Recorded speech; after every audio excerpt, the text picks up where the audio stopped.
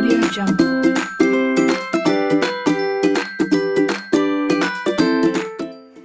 Halo, assalamualaikum warahmatullahi wabarakatuh. Hai semuanya, apa kabar nih kalian? Semoga kalian selalu dalam keadaan sehat ya, dan masih tetap semangat untuk belajar. Jadi walaupun kita pembelajaran jarak jauh nih, semoga gak akan mengurangi semangat belajar kalian. Harus terus semangat, oke ya? Oke deh, tak kenal maka tak sayang, maka izinkan ibu memperkenalkan diri. Perkenalkan, nama ibu Lilis Retno Rahayu. Kalian bisa panggil ibu Lilis. Ibu akan mengajar mata pelajaran sosiologi di kelas 10 IPS. Oke, udah kenal ya semuanya. Nah, langsung aja. Jadi di classroom ibu kan sudah share ke kalian ya mengenai video apa sih itu sosiologi. Nah, udah pada ditonton belum nih videonya? Ayo.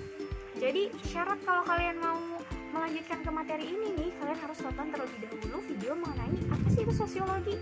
Gunanya apa sih bu? Kenapa sih bu harus tonton video itu dulu orang kita mau langsung ke video ini gitu. Nah, sebenarnya tujuannya itu biar kalian punya gambaran terlebih dahulu mengenai sosiologi itu apa sih bu sebenarnya gitu. Jadi agar kalian nanti tuh lebih mudah memahami materi selanjutnya. Jadi ibu harap kalian yang sudah menyimak video ini, harusnya kalian sudah menonton video mengenai apa sih itu sosiologi ya di video sebelumnya. Yang belum nonton silahkan ditonton dulu baru kemudian balik lagi ke sini. Oke ya. Oke, kita langsung aja ke materi pertama. Ini babnya mengenai konsep dasar sosiologi. Nah, yang pertama kali akan kita bahas mengenai sejarah sosiologi. Oke. Nah, sejarah sosiologi apa aja nih yang akan kita lihat? Oke, kita akan lihat dulu sejarah sosiologi. Nah, jadi sosiologi ini sebenarnya ilmu sosiologi ini pertama kali dicetuskan oleh Auguste Comte pada tahun 1842 ya. Nah, Auguste Comte ini juga dikenal sebagai bapak sosiologi. Nah, sejarah sosiologi sendiri ini awalnya itu karena adanya perubahan sosial di masyarakat Eropa Barat pada masa revolusi industri dan juga revolusi Perancis. Nah, kemudian terjadi juga tuh disharmoni antar warga masyarakatnya. Jadi warganya itu nggak harmonis lah hubungannya, pokoknya sering bertengkar lah, berdebat lah, pokoknya nggak harmonis lah.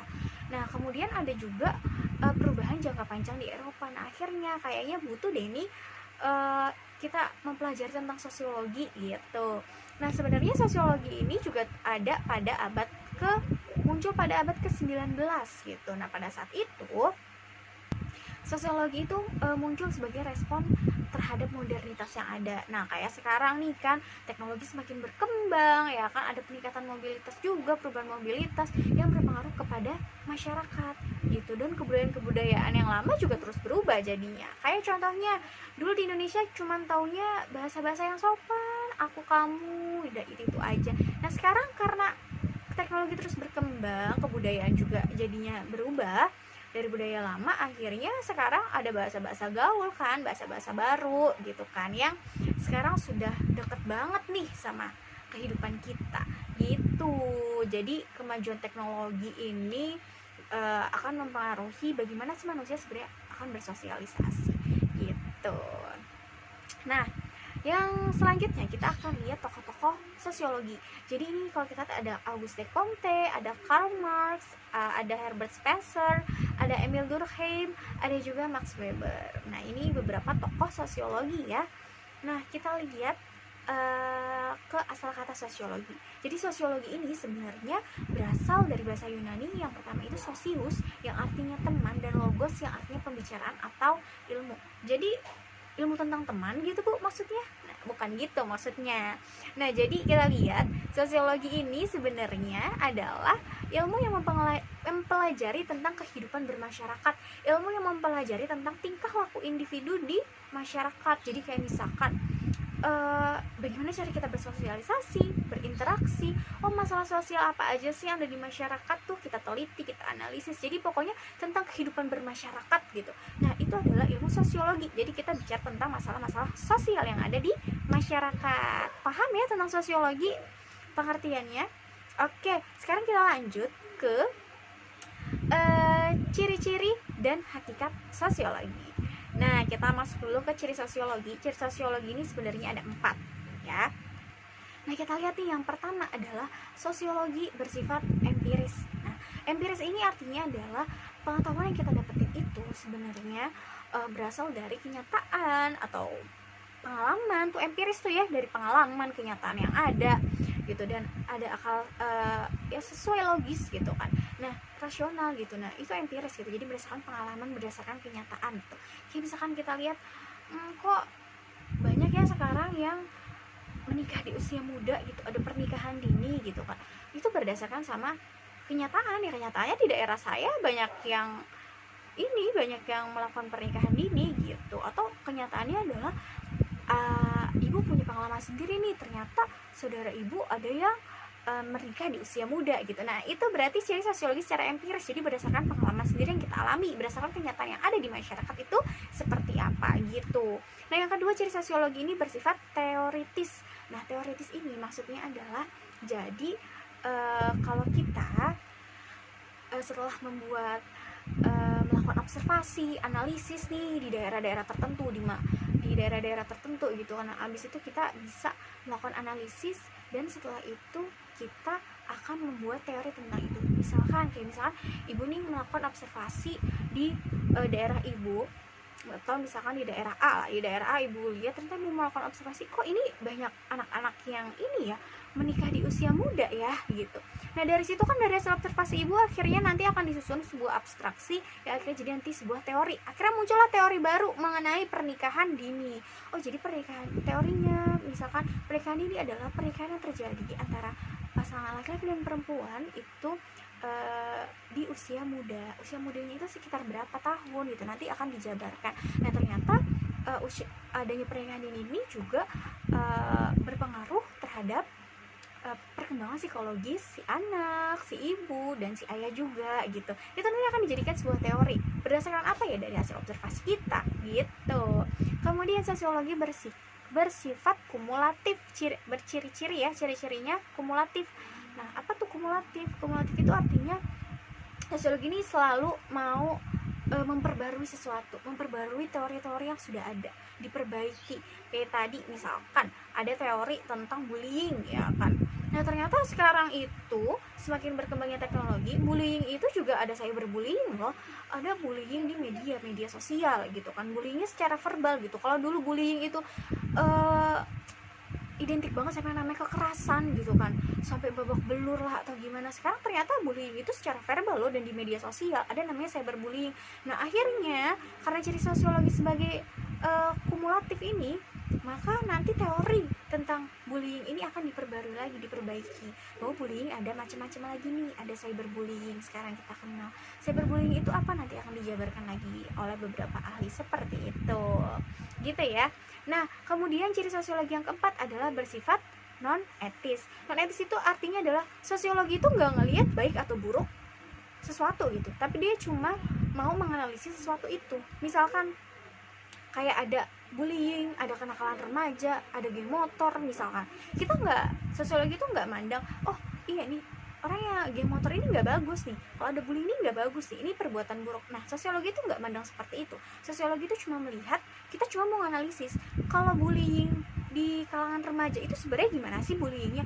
Oh anak-anaknya sekarang jarang nih pakai kekerasan kayak dulu, sekarang sifatnya lebih kata-kataan ya, kata-kataan di media sosial, ngatain ekonomi kita lah, ngatain keluarga lah misalkan kayak gitu. Jadi lebih ke perkataan gitu. Jadi kita cuma menganalisis aja, oh geng motor sekarang itu geng motornya tuh gimana sih, oh geng motornya kayak gini ya ternyata sekarang gitu. Jadi kita nggak membahas apakah perilaku yang masyarakat lakukan itu baik atau buruk, tapi kita membahas apakah perilaku bagaimana sih sebenarnya lebih lanjut tentang si masyarakat itu gitu. Nah seperti itu. Jadi ya kalau non etis nggak membahas baik atau buruknya suatu perilaku di masyarakat, tapi akan menganalisis perilaku itu tuh kayak gimana sih perilakunya gitu. Oke kita lanjut ya. Tadi udah membahas tentang ciri sosiologi, sekarang kita akan bahas mengenai hakikat sosiologi. Nah hakikat sosiologi ini ada 7. Jadi yang pertama adalah,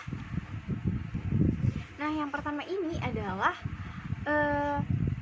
sosiologi itu merupakan ilmu sosial dan bukan ilmu alam. Iya, karena sosiologi ini kan membahas gejala-gejala sosial yang ada di masyarakat gitu. Nah yang kedua, sosiologi ini merupakan disiplin ilmu kategoris, bukan ilmu normatif. Nah artinya sosiologi ini membatasi diri tentang apa yang terjadi saat ini, bukan apa yang seharusnya terjadi gitu. Jadi ya udah, sekarang lagi maraknya pernikahan di usia muda, lagi maraknya pernikahan dini, ya udah kita akan analisis itu gitu. Bukan kita menganalisis apa yang harusnya terjadi. Oh, harusnya sekarang anak-anak ini lebih belajar tentang ini nih, teknologi nih misalkan. Kita nggak ngebahas itu apa yang harus terjadi, tapi kita bahas apa yang sedang terjadi saat ini. Nah, itulah disiplin ilmu kategoris sosiologi, itu bukan ilmu normatif. Nah, kemudian selanjutnya sosiologi itu merupakan ilmu murni, bukan ilmu terapan. Artinya sosiologi ini adalah kita mau mencari pengetahuan lebih dalam tentang masyarakat, bukan kita menggunakan pengetahuan itu untuk masyarakat gitu. Jadi kita emang pengen tahu lebih dalam tentang masyarakat gitu kan. Sosiologi itu kan ilmu yang